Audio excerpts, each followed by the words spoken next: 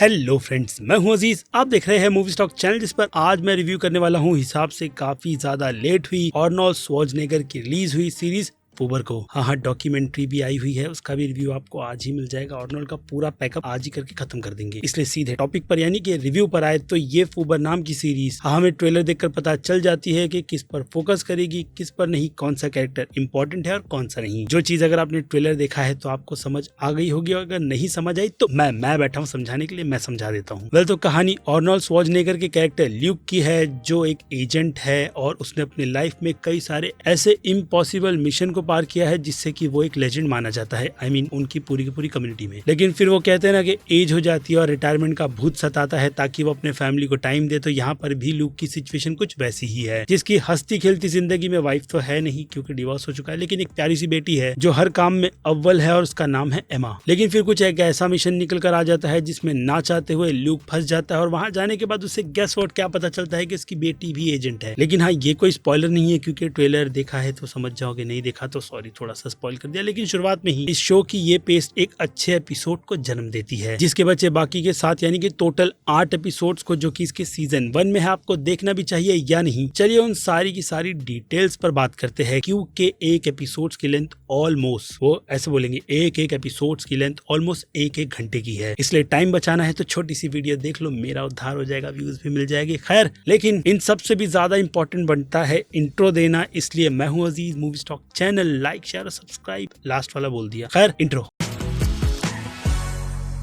So friends, तो अगर देखा जाए तो आर्नोल्ड श्वार्ज़नेगर और एक्शन का साथ इतना ज्यादा पक्का है कि उन दोनों को कभी भी अलग नहीं किया जा सकता। और अगर बात की जाए मेरी, तो मैं आर्नोल्ड श्वार्ज़नेगर का फैन मेरे पिता के थ्रू बना था, जिन्होंने मुझे इस एक्शन हीरो से मिलाया था, और फिर प्रेडिएटर, कमांडो जैसी फिल्म ने दिल छू लिया था। जिसके बाद फिर क्या आर्नोल्ड के लिए एक स्पेशल प्लेस हार्ट में बनती है। सिल्वेस्टर स्टेलोन भी उन्हीं लिस्ट में आता है, जिस लिस्ट में और भी कई सारे लेजेंड्स एक्टर है। लेकिन खैर, बात की जाए फूबर और आर्नोल्ड श्वार्ज़नेगर की, तो आर्नोल्ड श्वार्ज़नेगर का ये टेक खास करके ऐसी एज में डेफिनेटली काबिले तारीफ है। लेकिन अगर देखा जाए तो नेटफ्लिक्स और आर्नोल्ड श्वार्ज़नेगर की ये डील, वो कहते हैं ना, हम फैंस को ट्रू लाइस 2 दिखाने की थी, जो फिल्म आज तक जेम्स कैमरन ने कभी नहीं बनाई। जिसके बाद फिर क्या, नेटफ्लिक्स वालों ने आगे आकर ये कह दिया कि इसकी जिम्मेदारी हम लेंगे, और उन्होंने फूबर जैसा एक बेकार सा शो बनाकर हमें दे दिया। जी हाँ, बेकार सा शो, जिसके एक एपिसोड के बाद दूसरा एपिसोड बुरा होता है, और फिर उसके बाद एक एपिसोड जो निकल कर आता है वो बोलता है तू बुरा था, तुझसे बुरा तो मैं था। और फिर वही आए फिल्म जैसी सिचुएशन, बुरा बुरा, बुरे से बुरा क्या होता है, ये एपिसोड बनता चला जाता है, जिसे अनफॉर्चुनेट देखने में मैं बिल्कुल भी इंटरेस्टेड नहीं था। लेकिन एक छोटी सी वीडियो बनाने के लिए इतने लंबे समय का बलिदान देना भी जरूरी था, जिसे देखकर मैं आपको अपनी आप बीती सुना रहा हूँ। क्योंकि देखा जाए तो नेटफ्लिक्स ने इसकी सक्सेस को देखते हुए सीजन 2 भी अनाउंस कर दिया है, जो कि उन्हें नहीं करना चाहिए था। क्योंकि अब अगर इस शो की नेगेटिविटी की बात की जाए तो वो तो भर भर कर इस शो में डाली गई है, और खास करके उन सब का पूरा कनेक्शन जाकर बैठता है आर्नोल्ड श्वार्ज़नेगर के प्रेजेंट किए गए एक्शन हीरो के कैरेक्टर के साथ। जो अगर आप नहीं समझ रहे तो मैं आपको बता दूं कि एक अच्छी खासी एज में आने के बाद अगर इतने बड़े स्टार इस तरीके के एक्शन करेंगे, वो भी स्क्रीन पर, तो बहुत ही आसानी से पता चल जाता है कि बॉडी डबल कहाँ है कहाँ नहीं। लेकिन वही नेटफ्लिक्स वालों की बकचोदी जो चल रही थी, उसके चलते उन्होंने इस सीरीज को हंसते खेलते निकाल दिया, ताकि मास की सारी जो ऑडियंस है वो इससे अटैच्ड हो जाए और फैंस भी उन्हें भर भर कर सब्सक्रिप्शन दे दे। लेकिन हम इंडियंस जो जुगाड़ में विश्वास रखते हैं, उसके चलते गेस व्हाट, कई सारे लोगों ने इस शो को देखा ही नहीं है। और मैं ये वीडियो उन्हीं लोगों के लिए बना रहा हूँ कि जो लोग अगर देखने की उम्मीदें कर रहे हैं अपनी डेटा को थोड़ा कंज्यूम करने का, तो फिर रुक जाओ, मत करो। शो लिटरली बुरा है, जिसमें अच्छा देखने के लिए कुछ भी नहीं, और अगर आपके पास करने के लिए कुछ नहीं और ऊपर से आप आर्नोल्ड श्वार्ज़नेगर के फैंस हो, तो टाइम पास के हिसाब से बस गुड टू गो, एक हिसाब से निकल समझ जाओ। बाकी का मैं समझाने नहीं बैठा। इसलिए इससे हटकर अगर बात की जाए फिल्म के बाकी दूसरे कैरेक्टर्स की, तो फिर बात कर ले कुछ इरिटेटिंग कैरेक्टर्स की, तो वो भी फिल्म में भर भर कर डाले गए हैं। खास करके आर्नोल्ड श्वार्ज़नेगर की बेटी का रोल प्ले कर रही एमा का कैरेक्टर, जो पहले तो हमें काफी ज्यादा स्वीट दिखाया जाता है, लेकिन बाद में भाई वो टीनेज की जो प्रॉब्लम निकल कर आती है उस कैरेक्टर में, वही बाप बेटे की बॉन्डिंग, परिवार अच्छे से नहीं बनाया, बेकार, वही गाली देने का मन कर रहा है। क्योंकि उन सब में कहीं भी मुझे प्रेजेंटेशन नजर ही नहीं आई। और फिर बात करें गैब्रियल लूना की, तो वो फिल्म के विलन थे, बस यही था। और फिर इन सब के बीच एक रू नाम की लेडी भी है। भाई, कानों का दर्द करवाना है तो उस कैरेक्टर को बार बार स्क्रीन पर देख लो, ऑटोमेटिक कान में दर्द शुरू हो जाएगा। क्योंकि जैसे कि मैंने कहा, मैं एक अच्छी सीरीज आर्नोल्ड श्वार्ज़नेगर की वजह से देखना चाहता था, जो कि अनफॉर्चुनेट मुझे नहीं मिली। क्योंकि अब देखा जाए तो क्रिएटिंग चॉइस को लेकर के। आर्नोल्ड श्वार्ज़नेगर अपने वही पुराने जोन में है तो वही सिल्वेस्टर स्टेलोन, तुल्सा किंग जैसी सीरीज बनाते हैं जो उनके एज, कैरेक्टर और सीरीज के हिसाब से बिल्कुल परफेक्ट है, लेकिन यहाँ पर काफी कुछ उल्टा होने की वजह से सीरीज प्रॉपर लैंडिंग नहीं कर पाती। जिसके बाद बात करें शो के बाकी दूसरे डिपार्टमेंट की, तो बस बजट बड़ा होने से सारी चीजें अच्छी नहीं हो जाती, जो कि अनफॉर्चुनेट इस सीरीज के साथ भी हुई है, जिनमें एक्शन ऑब्वियसली इतने बुरे हैं कि मुझे याद भी नहीं कि मैं कौन से एक्शन को देख करके सीरीज को यादगार मानूं, क्योंकि आर्नोल्ड श्वार्ज़नेगर का हर एक पंच बस मुंह पे से ऐसे ही निकल कर चला जा रहा था। पता चल रहा था यार कि हवा में पंच मारे जा रहे हैं, और बॉडी डबल की तो सत्यानाश कर दिया इन लोगों ने। और फिर बाकी बात की जाए शो की पेस्टिंग की, तो इतने लंबे समय तक चलता एक्शन और स्टोरी भाई बहुत ज्यादा बोर करती है। और फिर BGM, colour correction, sound design, ये सारी की सारी चीजें भी बस बहुत ज्यादा एवरेज है, जो अगेन इस शो को हिसाब से काफी ज्यादा एवरेज बना देती है। और उसी से हटकर इस शो को सिंपल सी रेटिंग्स की कैटेगरी में बांट दिया जाए तो मास ऑडियंस नो डाउट इसे बी की कैटेगरी में रखेंगी। क्रिटिक्स का प्यार अनफॉर्चुनेटली इस शो को उतना ज्यादा नहीं मिला है, यानी उनकी नजर में ये शो कहीं ना कहीं C+ की कैटेगरी का है, जिनसे मैं बिल्कुल भी ना एग्री करते हुए इस शो को डायरेक्टली ही C की कैटेगरी में रखूंगा, यानी टोटल टाइम वेस्ट जो कि मैंने इस सीरीज को देखकर किया है। लेकिन खैर फिलहाल तो ये मेरा पर्सनल ओपिनियन है फूबर सीरीज से रिलेटेड, जिस बारे में आप अपनी राय मुझे कमेंट में लिखकर बताइएगा, क्योंकि वक्त है वीडियो को यहीं पर खत्म करने का। बाकी मैं हूं Aziz, movie stock channel like share subscribe भूलना मत। मिलूंगा जल्दी दूसरी किसी वीडियो में। Till then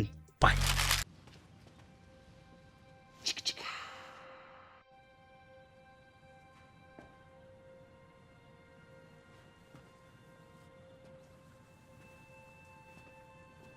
You're still here. It's over. Go home.